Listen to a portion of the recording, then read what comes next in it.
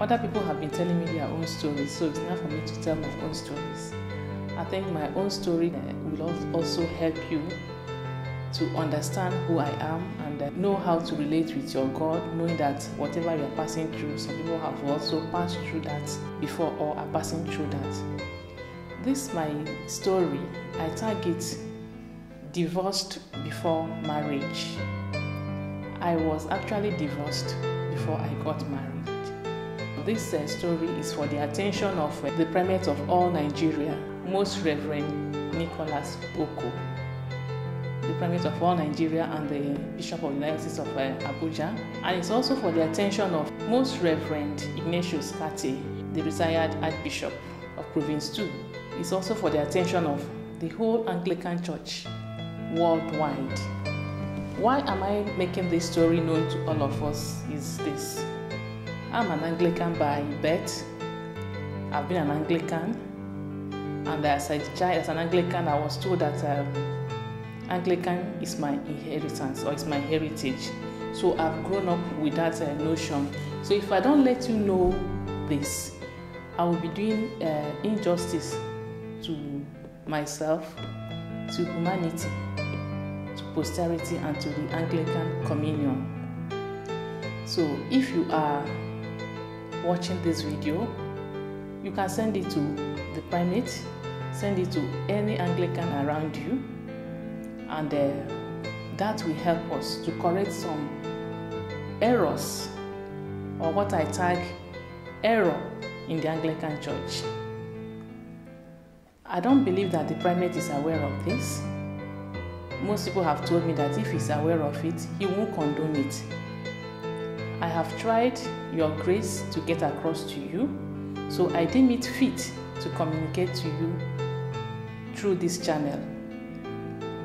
I regret it if you don't permit it, but I have no choice because I've tried all I could to get across to you, but it's like you have not been disposed to give me the audience. So my story goes like this. Like I said before, I was actually divorced before I got married. I was married to Reverend Canon Lawrence Jack. I think now he's a venerable. We divorced in 2011. Why did we go to that extent? On the 21st of January 2006, he came home late as usual. He came home at about 1 a.m. because I know I was awake up to past 12, so I guess he came back at about that time. So in the morning of that same day, being Saturday, I noticed that he was moving around in the house. So I felt he wanted to leave the house as early as possible.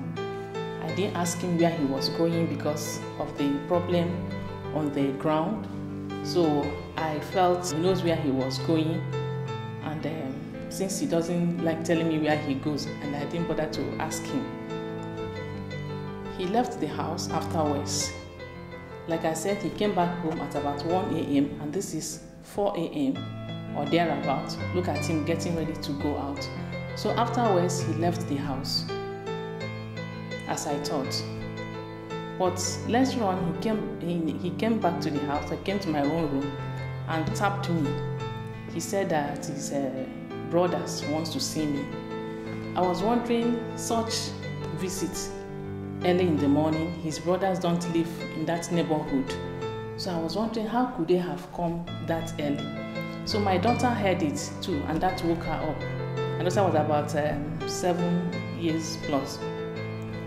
So when she heard that, she woke up and went to the parlor before me. And as I was trying to dress up, she came back to the room crying. She said, "Mommy, police, police, police." But I said, "What happened?" So I went to the parlor. I saw a full house. I saw about 8 people, including 2 uniformed policemen. So I greeted them. I saw my husband's brothers too. His 2 brothers, 2 other older people from the village, plus 2 other young boys. That is that is 8 of them. So I greeted them, and one of the policemen spoke up. He said, "Madam, we didn't come to arrest you, but we want you to follow us to your village." I asked him, to my village to do what? One of the elderly people that came with him, that was there, said, "The way you are living with your husband, is that the way husband and wife ought to live?" So I was just, I was surprised. I said, "Then what are we going to do in my village?" He said, "We are going to your village to go and make peace." I said, "Can't we make peace here?" One of the elders said, "No, we must go to your village." I said, "Okay, if we must go to my village, no problem. Let me prepare the children." My husband said no, that the children are not going to go with us. I asked why. He said that there's someone that will look after them. I said, "I don't know those people. 2 young boys. I know one of them, but I don't know the other person. And I don't see any reason why people that are strange to my children should be the one that will look after them while we go to my village." So I said, "No. It's either you arrest me." I was not talking to the policeman. I said, "It's either you arrest me or we go along with my children." All of them said, "No, the children are not going with us." So I said, "No, I can't leave my children with total strangers." So as we are arguing, and the police, we are getting confused because it's like what they told the policemen before they came wasn't what they were seeing again. So at the time, I said, "Okay, let me prepare food for them." While I went out, while I was trying to do that, I put a call across to my younger sister who lives around there. So we are still delaying, arguing and what have you. And I said, "Okay, let me go and get things for breakfast for my children." The police said, "Okay, I can go and get the things for breakfast." While all these things were going on, the day was getting brighter and brighter. So when I left the house to get whatever I wanted to get for the children, I noticed that my husband's elder brother and the policemen followed me. So that created a commotion on the street, and people began to gather. Wow, why are they following this woman with the policemen? So while this was going on, my sister now arrived. So my sister called my husband outside to ask what happened. He said we were going to my village, and my sister said, "You didn't even bother to contact me or inform me." He told my sister not to worry. So at the end of it all, remember, I insisted that we must go with my children. So I didn't know that they came with a bus for that purpose. So when we were set, because the policeman now vetoed the whole thing and said, "Oh, Reverend, you said you are going to her village. It's not Anambra State here. Why can't people go with the children?" So like I said, at this point, the confusion was already setting in. So my husband had no choice than to allow the children to go with us. When we were dressed, when we were ready to leave, the children entered the bus that they came with. My sister was around, and as we were about to leave, I noticed that my husband and the brothers went somewhere and they had an emergency meeting. So they came back and told the policemen that the children will not go with us. So by then the policeman was getting angry. Why won't the children go with you? Why are you wasting our time? Because they needed to go back to their workplace also. So the one of the elderly men said that the children will not go with us because they cannot go through this stress. That was the language they used. So the policeman now asked, "What stress?" I also asked, "What kind of stress are you talking about? It's not Anambra State here. From Port Harcourt to Anambra State. What's the stress all about?" They said no, that instead my sister should go with the children. I said better. So my sister took my 4 children to her house while I entered the vehicle for us to go to my village to go and then make peace. So we drove off. The 2 policemen entered. I was behind. One of the policemen was behind me too, was with us at the back. My husband was in the front with his collar, probably to disguise one or two things. So one of the policemen too was in the front with him. So when we got to the express, those of you that know Obibo very well, and Port Harcourt. You know that, you know the road to Anambra State, you know where the Obibo police station is. So if you must go to Anambra State, you must take right. That is going to Aba via through Aba. You cannot think of Anambra State. So when we got to the express, it was a junction, one leading to Aba, one leading back to Port Harcourt, and the other one too leading to inside the old people community. So the driver stopped at the junction. He was not facing Anambra State. He was not facing Aba. Neither was he facing the police station. So God helped me. I suspected danger. So as soon as he stopped, because nobody asked him to stop, that means it was a pre-planned arrangement. So as soon as he stopped, the policeman in the front came down, and the one at the back came down. Prior to this time, I never knew that the policemen were not going to go with us. So I was confiding in the fact that all of us were going to my village. I didn't understand what was going on until when we got to that point. So when the policemen came down, and my brother-in-law, who was already positioned to take care of me at the back, opened the door because he took the position of the conductor. He opened the door for the policeman at the back to come down. So I now seized that opportunity to also jump out of the vehicle. I was not asking officers, I thought people are going with us. They said no. So the moment I jumped down, my brother-in-law began to beat me, to force me back into the vehicle. These are the people that say they want to go and make peace. I wonder how the person wants to go and make peace with you, already beating the person on the road. So I began to scream, help, oh, help, oh, help, oh. And the two policemen were there when the man was trying to force me back into the bus. So as I was screaming, by then the weather was already bright. As I was screaming, the crowd began to form. So they left me. I took a bike and went straight to the police station. So as I was going to the police station, the two policemen went back into the bus, and they now drove. They now joined me to the police station.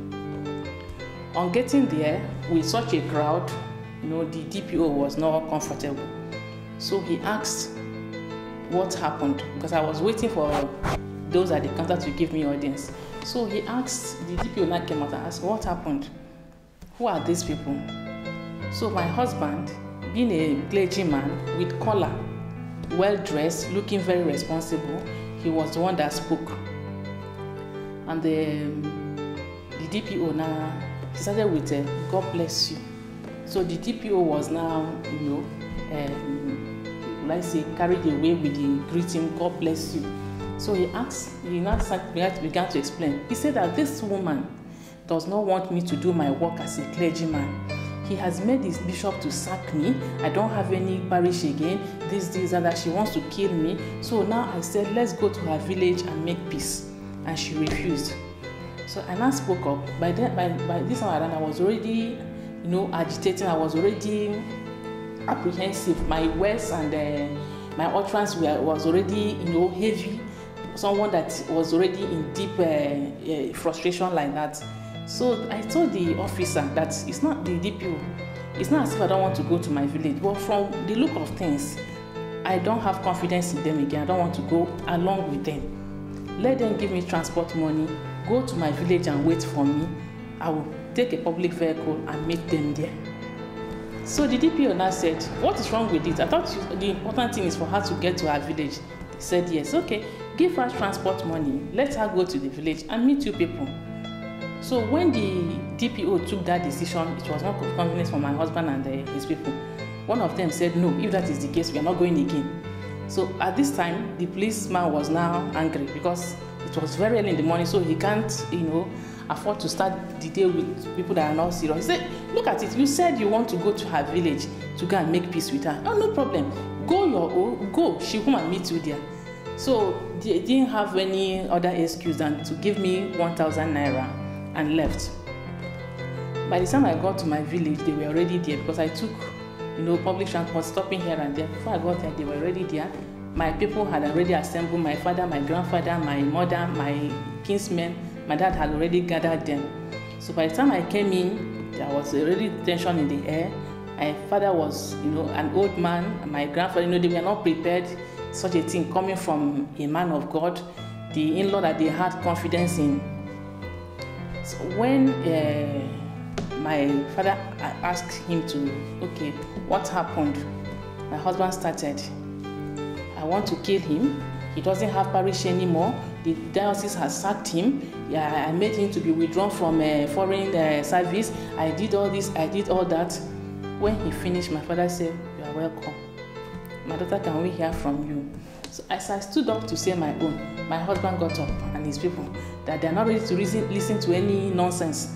Here, look at your daughter. You people should stay with her. And they left. My father was there, my grandfather was there, my mother was there. So they never respected this, this class of people. And the irony of it is that they were elderly men too with them, and they behaved this way, So my parents were like, is that how they behave in their place? How can they even be going on a journey like this without any woman in their midst? So my parents asked me what happened. I explained and explained and explained, and they said, okay, no problem.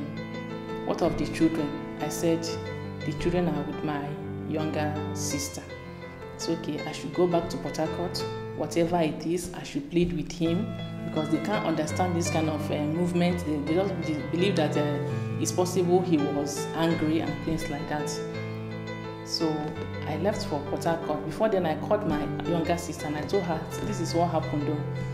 If he wants to take his children, of course, I thought he was going to take the children back to the house. But when I came back at about 10 p.m. that night, or thereabouts, I went straight to my sister's house. All my children were there. So my sister gave me 5,000 naira. So my husband said she should give me. I asked her what was 5,000 naira for. She said my husband said he wants to go and cool down somewhere. I began to laugh. I said, you see, when he causes confusion, he wouldn't know how to handle it. So what do we call this kind of rubbish today? So my sister said it's just the devil that is at work. I should keep my cool. I now I took the baby that was a year plus. I took him back to the house. On getting to my compound, as soon as I entered the compound, all my neighbors came out. They were now looking at me as though I was bereaved. They began to ask, what happened? Are people having problem before? I said, yes, there was problem, but it's not something that can lead to this that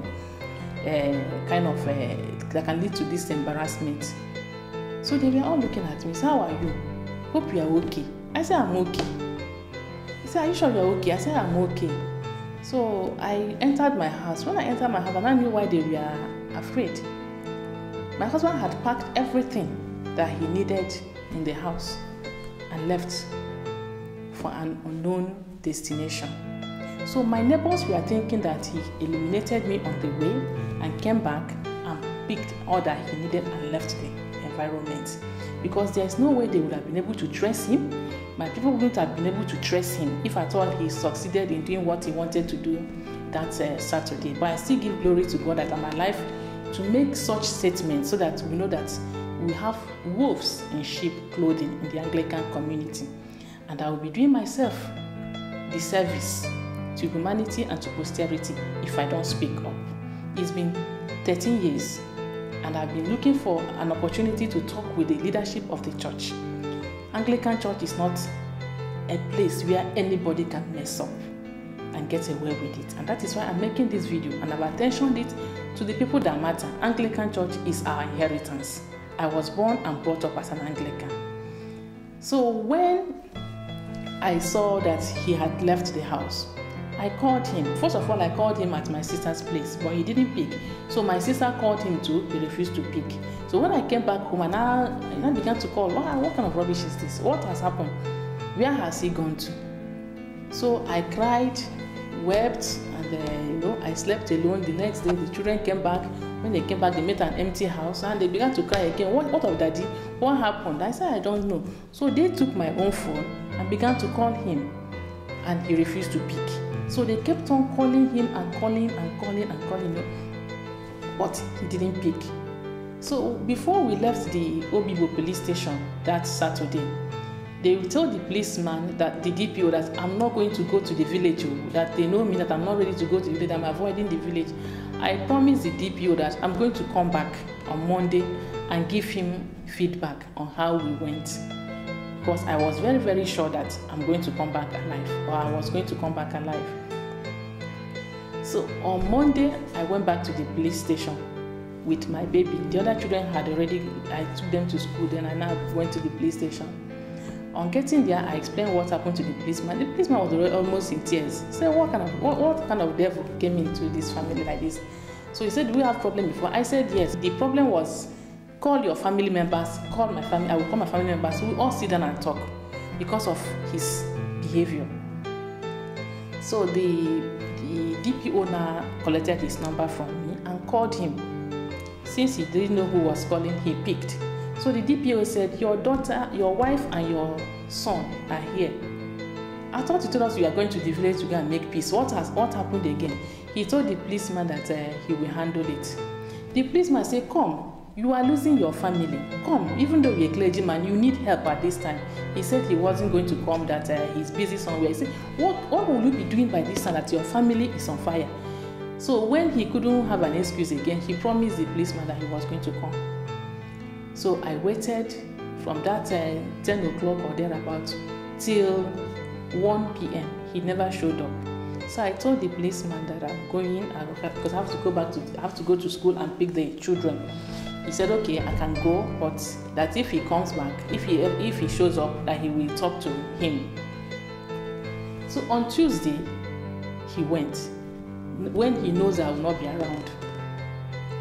After that Tuesday, my sister called me. My sister said, why did I go to the police station to go and tell the police station that he should not come back, or that by now that he has HIV/AIDS? I said, me? He said that my sister said that he came to her house on that Tuesday after he must have gone to the police station, knowing that I will not be there to defend myself. So he now fed the policemen with all manner of lies. So after my sister told me that, I now picked my phone and called the policeman. The man refused to pick my call. Yesterday we were friends. Today my husband has gone there. We are now enemies. So I called and called. He refused to pick, and I didn't want to go to the station because I don't know why he refused to pick my call. So after many weeks, I now use another person's number to call the same policeman. I said, sir, it's me, so and so.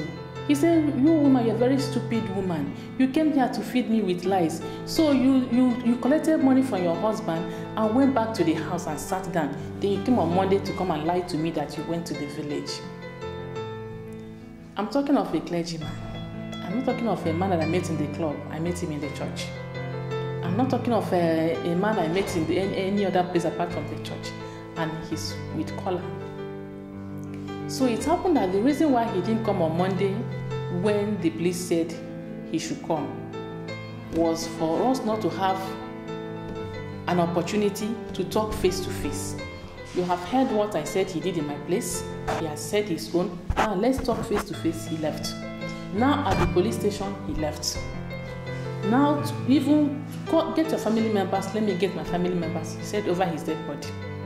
So he has been managing this problem like this, deceiving people, getting whatever he wants to get, threatening my life, and all that. And God has been helping me. I am still alive. God has been helping me to escape from all his attacks and all his threats. Now, after 2 weeks or thereabouts that he left the house, the Bishop Ignatius Kati, who retired as an archbishop, he called me because he was our bishop then. He called me. Okay, his secretary, Mr. Origi, called me. Since I came back from Cameroon, I never called him because I was not comfortable calling him. So how he got my Nigerian number, can only be through my husband that had been missing. So when he called me, I got to his office. He was very, very receptive, welcomed me very well with all amount of enthusiasm. He said, you are looking so beautiful. I said, thank you, my Lord. Since you came back from Cameroon, you didn't bother to come and say hello to me. I said, sir, how can I come and say hello to you when I reported my husband to you and the news went viral? So I was not comfortable coming again because I wouldn't know what I would discuss with you that you may go to tell my husband. He said, wait, how did your husband know that you reported him to me? I said I should be the one asking you that because the complaint I made to my husband when we went to the bishop when we were in Cameroon, I made it through SMS. So it was not as if it was a voice call that somebody was eavesdropping what I was discussing with him. It was through SMS.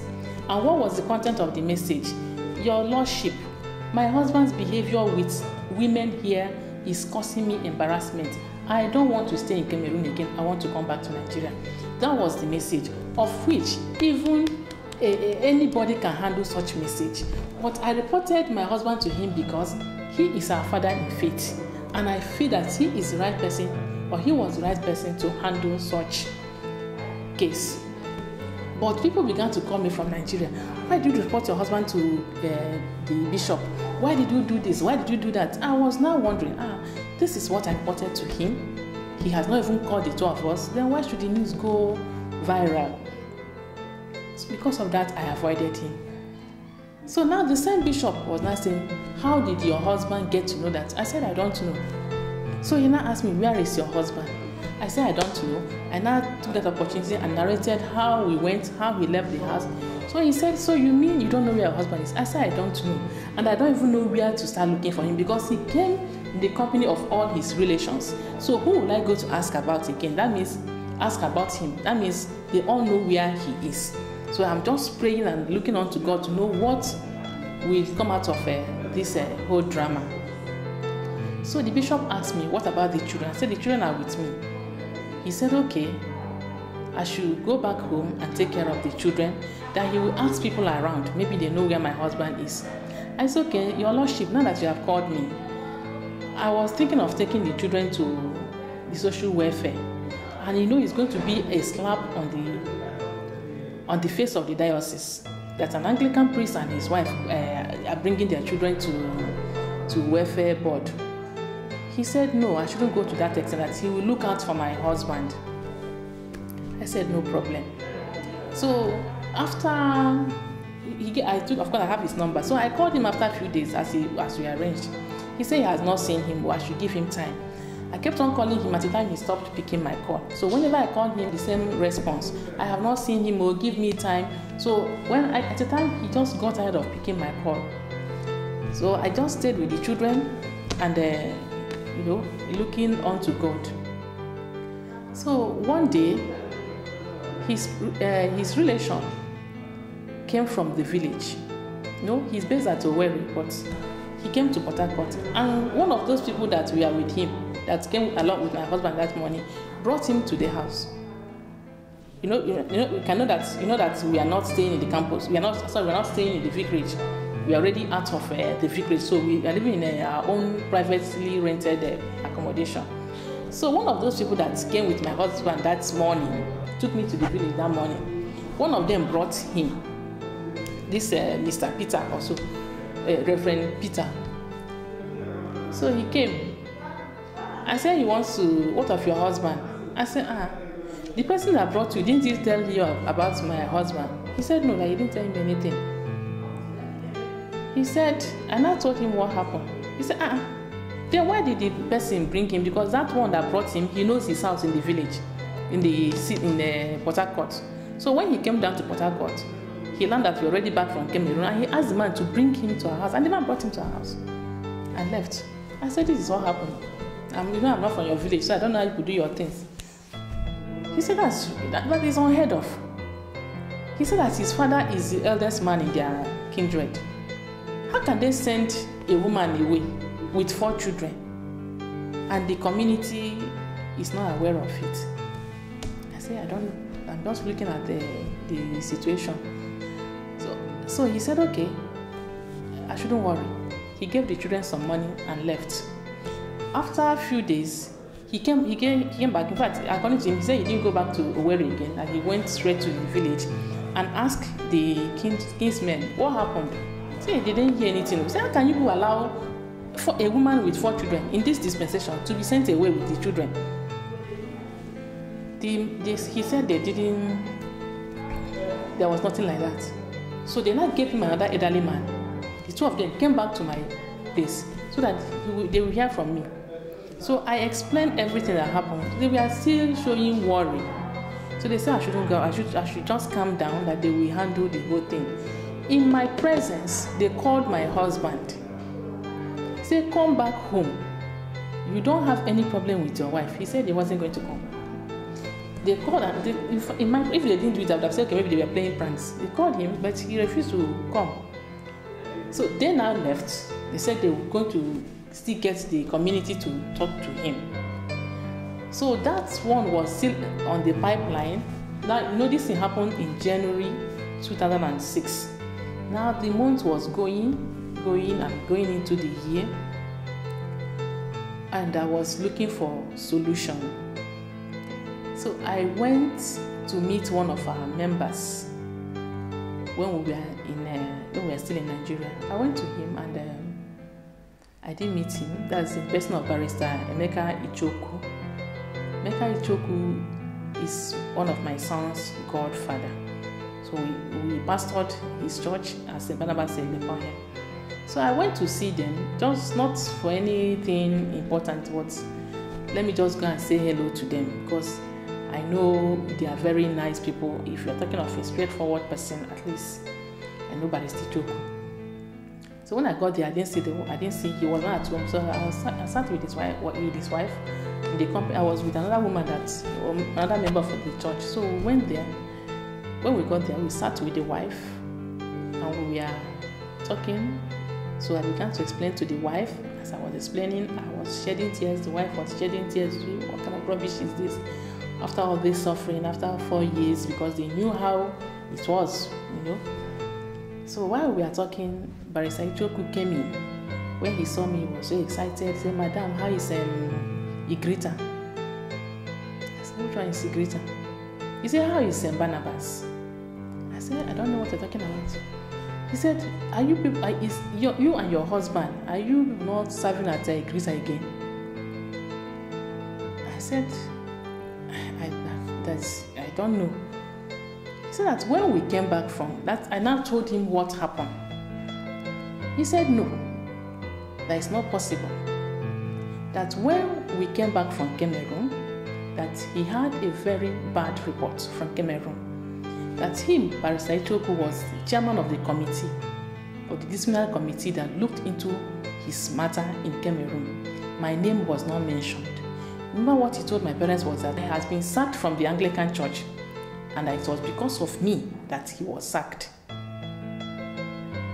But here Barrister Ichoku is saying that after the disciplinary committee must have sat, they cautioned him, and the Bishop Ignatius Kate, posted him to St. Barnabas. That means while I was discussing with the bishop, and the bishop was telling me that he doesn't know where my husband is, that he will help me look at my husband, the bishop knows that my husband was at St. Barnabas Igrita, but they kept it away from me.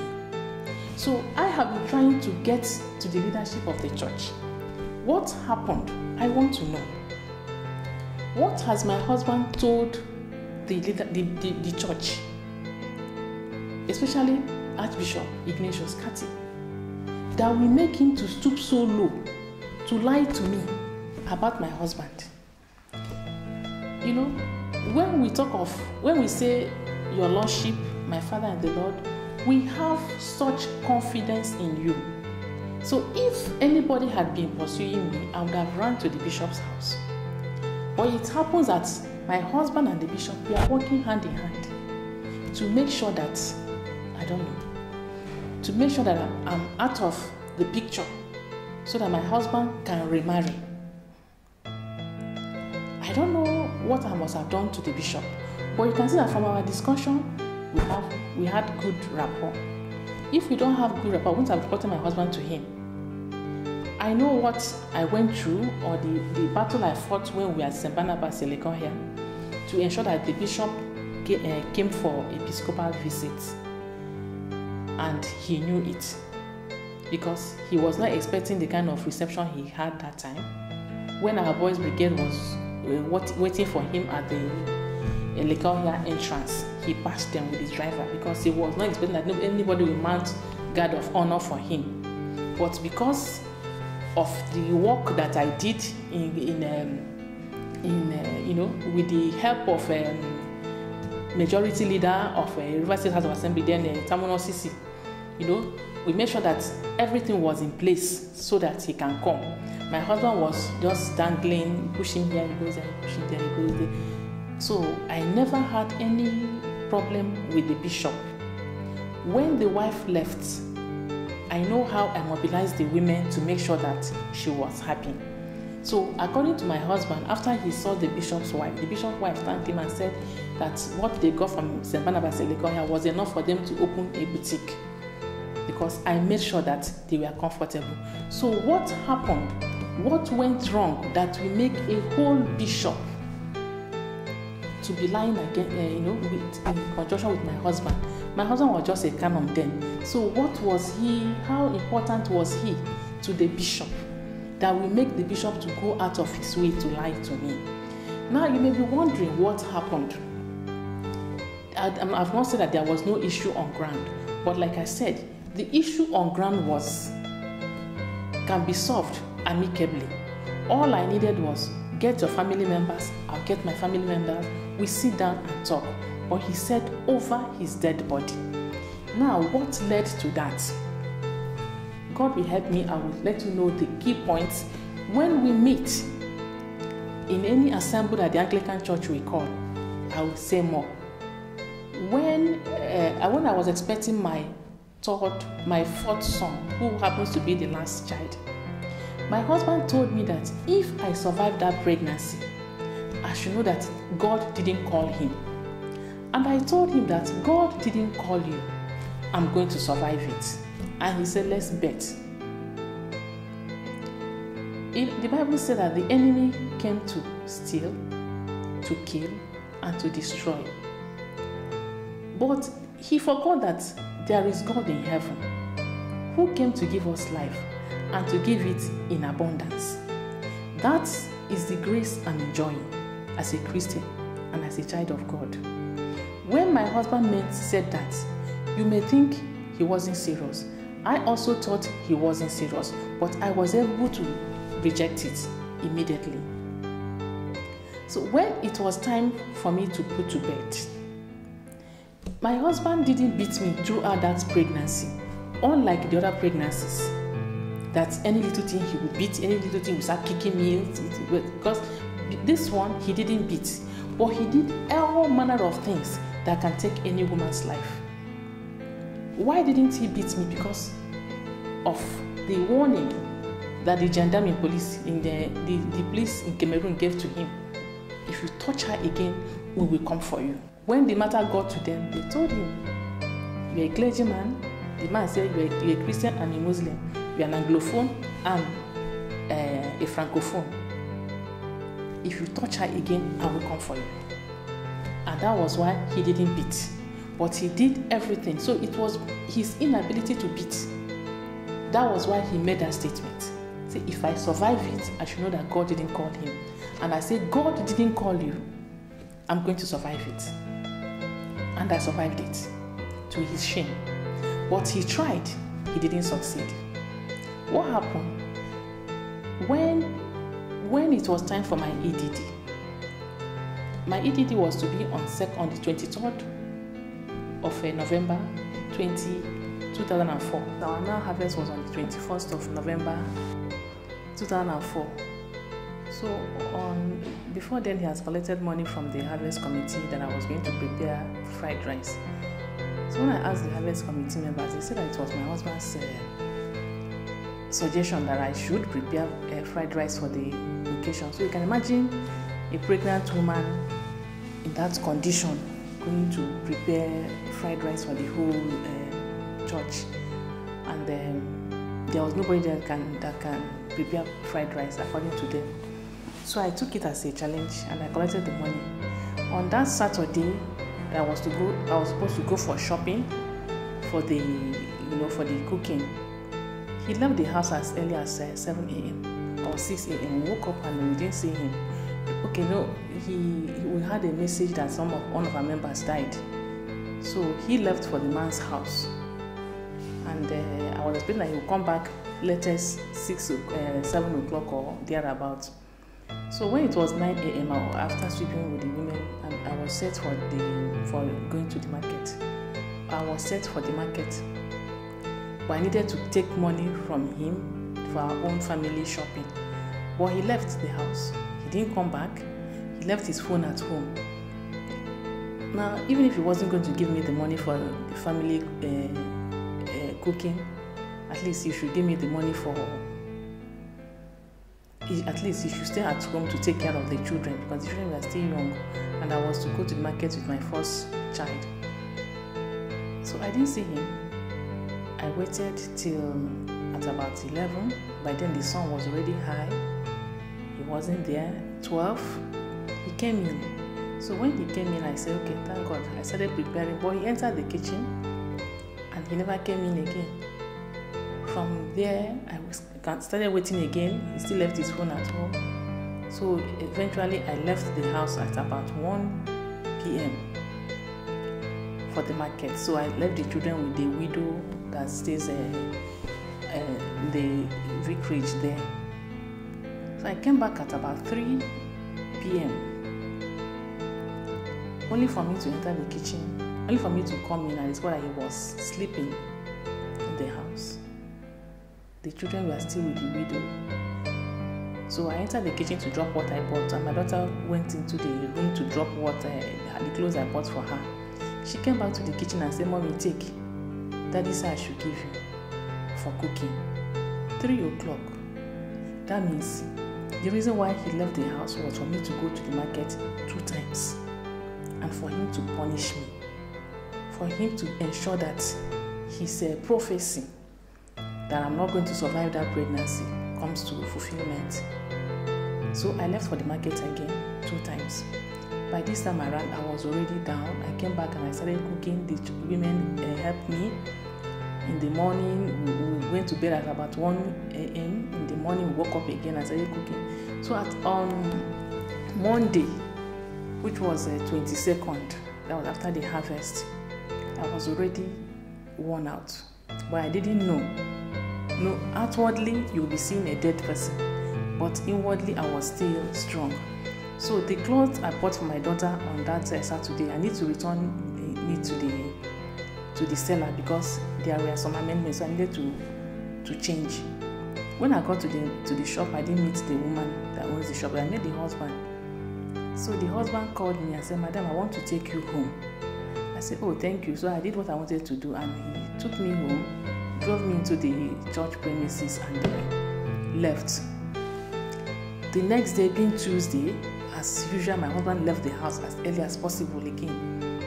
He won't tell me where he's going, and when he wants to do that, he knows how to stage manage it so that I won't be able to reach him. So that Tuesday was my EDD proper. So, and it was my antenatal too, but I wasn't in labor. I prepared the children for school, gave them their lunch, and they locked the door, left for the hospital. In fact, before I left, I did so many things. My neighbor had to help me organize my hair so that it can look decent. And I left. On getting to the hospital, the midwife was like, "Madam, come. I said, "What is it?" She said she wants to check me. And she checked me. She began to scream. "Look at the head of the baby. Look at it." I said, "I'm not feeling anything now." She said, "Madam, please, get your things. Hurry up." I have never had my baby on my EDD. I have never had my baby on that particular day. It's always 2 weeks or 1 week ahead. But this one came on that very day, and I was not in labor. So I suggested to the midwife, "Let me go home and get my hospital bag? She said no, that I may deliver in the taxi. Now, okay, let me even go out and get a recharge card for my phone so I can call my husband. She said no, I should send somebody. Luckily, one of the nurses suggested that I should use her phone.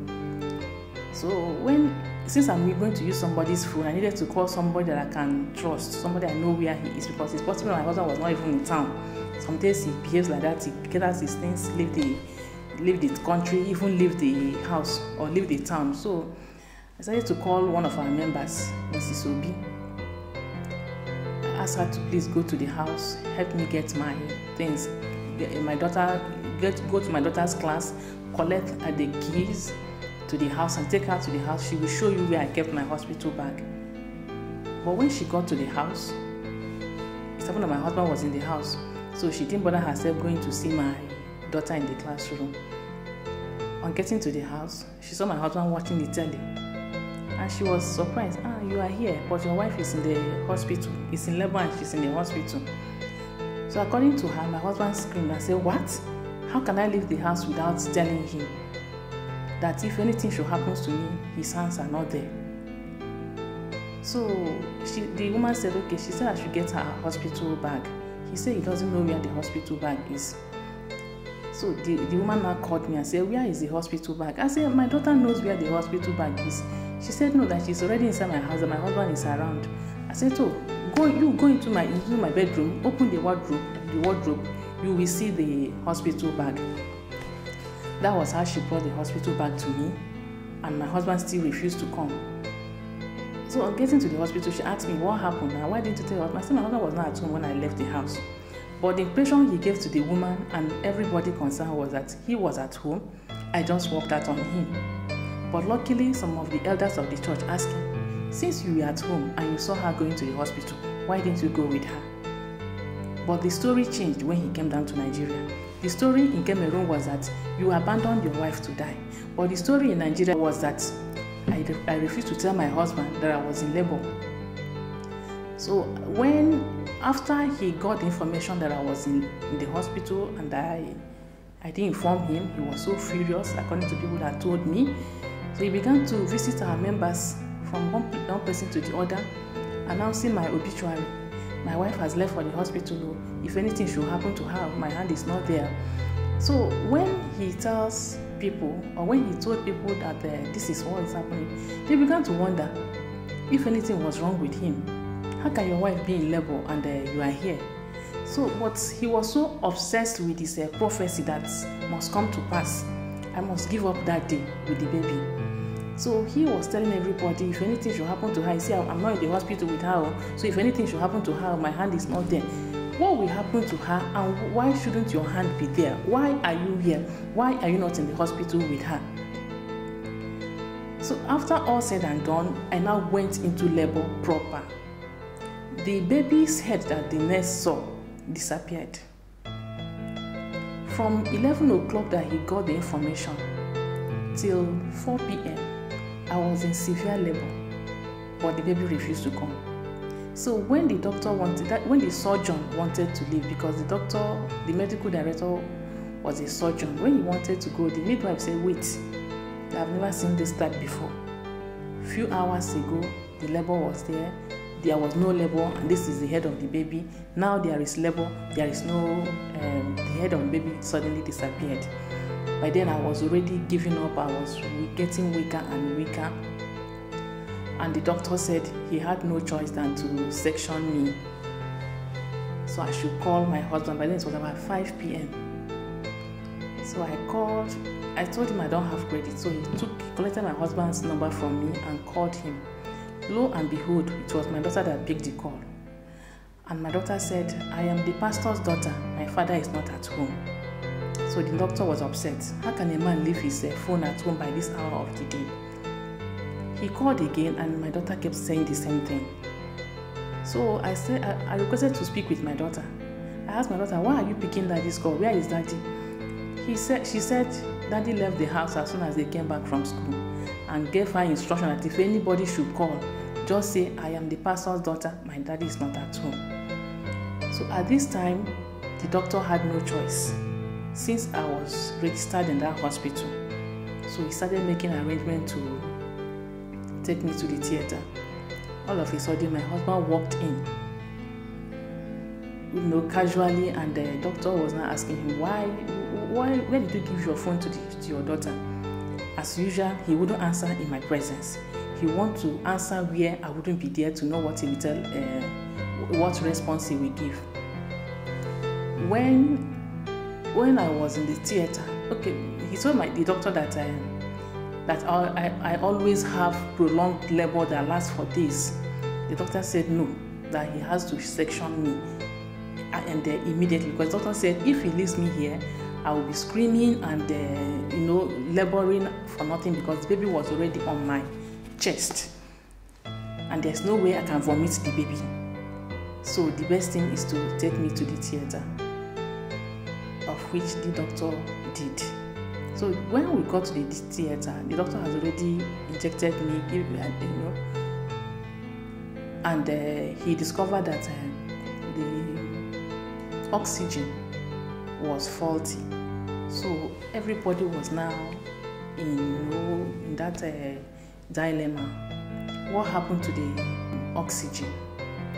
And my husband was following him up and down to make sure that he distracts him, while the doctor was running up and down to ensure that the oxygen was fixed. My husband was giving him my life history. How did I know? By then, I was already injected and waiting to, go off before the surgery can take place. By the time the doctor came in, what he asked me was, why didn't you tell your husband that you are going to the hospital? And I remember I answered him that he was not at home when I was leaving the house. I didn't know what happened again until I came out of the theater. So when I was, at the time I began to hear voices of familiar voices of the members of my church. So I was wondering, how come they entered the theater? I didn't know that almost all our church members were in the hospital, because they heard the news that I was in labor, and the pastor is saying if anything should happen to her, so they were all worried. And when I heard the woman's voice, I indicated sign that I was conscious by lifting one of my hands. And they all screamed, "Oh, praise God, mother, she's still alive. She has come back, she's awake." So they were now trying to revive me, and one of them brought the baby. Mother, get up, mother, get up, So they were all, because as far as they were concerned, I was already gone. So for them to see me move like that, it was a thing of joy. So while they were trying to ensure that I was I was properly conscious. So they brought my baby. They said, "Look at the baby, your baby is fine." So I was able to say, "Oh, this baby is beautiful. Is it a boy? Is it a girl?" So they didn't answer because they knew I was really expecting a girl. So I now slept back.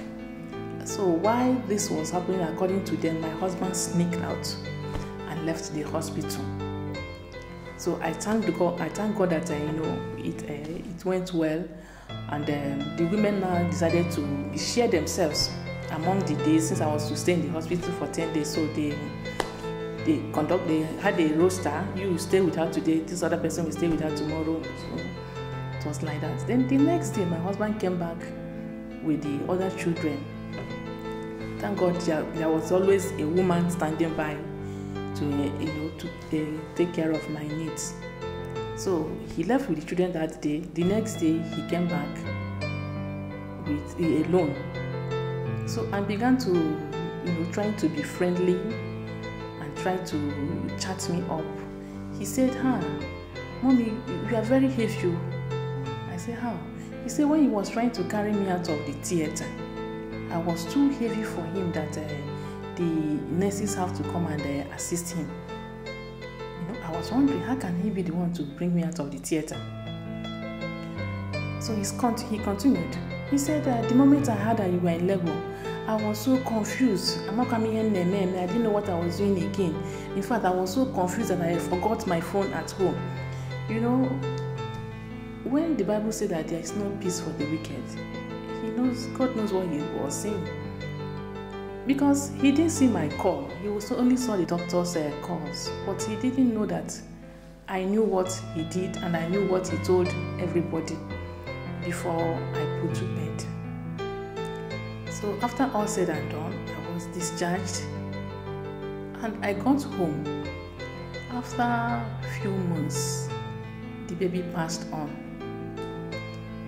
Before then, he was already telling me that what I saw during the delivery was just a tip of the iceberg. That I've not seen anything, that I want to try a man of God like him. I said, you are not a man of God. God didn't call you. So whatever you are doing, that God that has been delivering me since I entered your house will keep delivering me. But this time around, it was the baby. The baby passed on. That is, he died the way a human being should die. What happened? I was in the kitchen and I had the baby fall. He fell down from the chair. My daughter was with him. So when he fell down, I heard the sound from the head, and he cried. So before I could wash my hands to come out, the baby had passed on. By the time I came in, my daughter was holding a lifeless baby, and my husband was in the bedroom. So I carried the baby. I was trying to revive him. I was calling him Keke, King, Keke, Keke. But the white eyes were just what we were seeing, and he was just lifeless. My daughter was now crying, pleading the blood of Jesus. Me too, the only thing we could shout with was blood of Jesus. All that opera, all that shouting, all that screaming. My husband was in the bedroom. He refused to come out. So we were trying to revive the baby. Me, when I say we, I'm talking of my 6 years old baby, who became a prayer warrior immediately. So we were shouting and screaming, King, what is it? King, come back. King, you can't do this to us. So when we couldn't handle it again, we began to call his name, Daddy, come on, Daddy, come on. So he now came out of the room. As a man of God, what was he supposed to do? He carried my baby and was doing the same thing I was doing. King, King, King, King. So thank God for the Holy Spirit. One with God is majority. If you are a woman and you are married and you are not, your husband feels he can do anything. He can do anything, but he cannot do everything, because God is greater than whoever that wants to frustrate any child of God. So I collected my baby from him.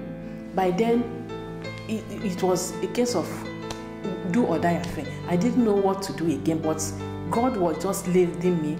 So I collected the baby from him, took the baby to the bathroom, kept him on the floor, and opened the shower over him. So you can imagine a baby of that age, and the water from the shower was just pouring on him. And before you knew it, he sneezed. I turned off the tap and carried my baby. And now, let's take the baby to the hospital.